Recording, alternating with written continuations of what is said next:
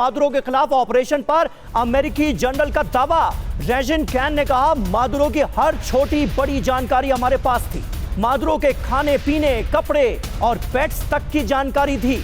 Maduro के करीबी पर जानकारी लीक करने का शक जताया जा रहा है। मनीष झा हमारे साथ मौजूद हैं। मनीष, ये तो इस ऑपरेशन को, इसकी सफलता, इसकी कामयाबी को देखकर लग ही रहा है कि एक एक जानकारी जो है वो अमेरिका को थी। और क्या डिटेल साझा की गई है इस ऑपरेशन से जुड़ी हुई, क्या बड़ी जानकारी सामने आ रही है?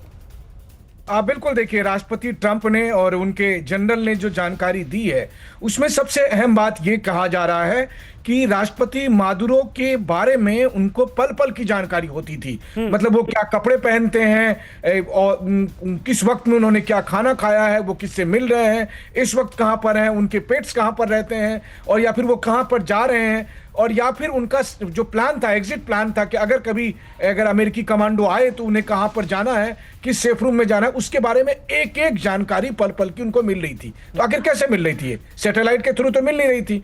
तो ये वही लोग दे रहे थे जो राष्ट्रपति मादुरो के साथ थे, जो उनके आसपास में हमेशा रहते थे और जिनके साथ मादुरो लगातार डिस्कस कर रहे थे कि अमेरिका से कैसे मुकाबला करना है, अमेरिकी फौज अगर आई तो किस तरह से जंग लड़नी है, और हमें उस समय कहां पर किस बंकर में जाना है, उसके बारे में एक एक जानकारी उनको थी। और यही वजह है कि इस ऑपरेशन को पूरा करने में महज 30 से 35 मिनट लगे। यानी ऐसा लग रहा है जैसे बड़े आराम से अमेरिकी कमांडो आए, और जब मादुरो और उनकी पत्नी मनीष क्या अमेरिकी एजेंट्स थे?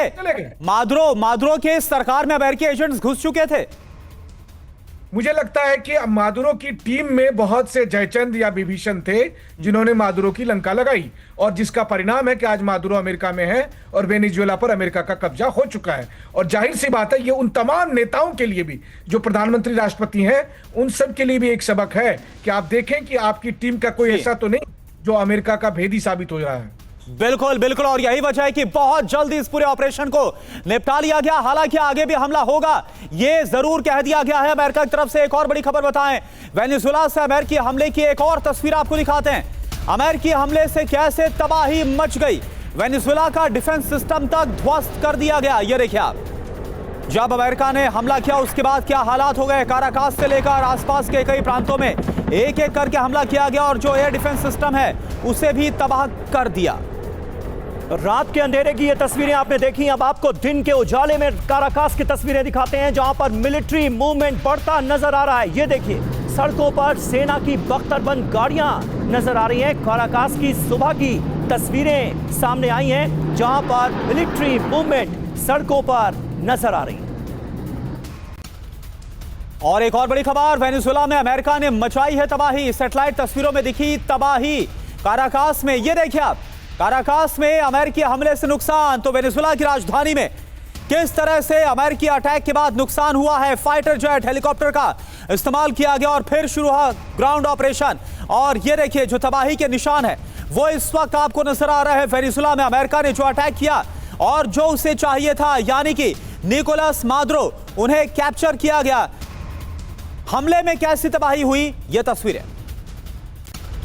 और वेनेजुएला से अमेरिकी हमले की तस्वीर सामने आई है। अमेरिकी हमले से हुई तबाही साफ तौर पर नजर आ रही है। वेनेजुएला का डिफेंस सिस्टम भी ध्वस्त कर दिया गया। किसी तरह का कोई प्रतिरोध देखने को नहीं मिला। जब पहले हेलीकॉप्टर्स दाखिल होते हैं वेनेजुएला के एयर स्पेस को वायलेट करते हुए, तो उस वक्त हेलीकॉप्टर्स पर गोलियां दागी गई थी, प्रतिरोध देखने को मिला था। लेकिन आगे जब कमांडोज का एक्शन देखने को मिला, बड़ा एक्शन देखने को मिला, तो किसी तरह का कोई प्रतिरोध नजर ही नहीं आया।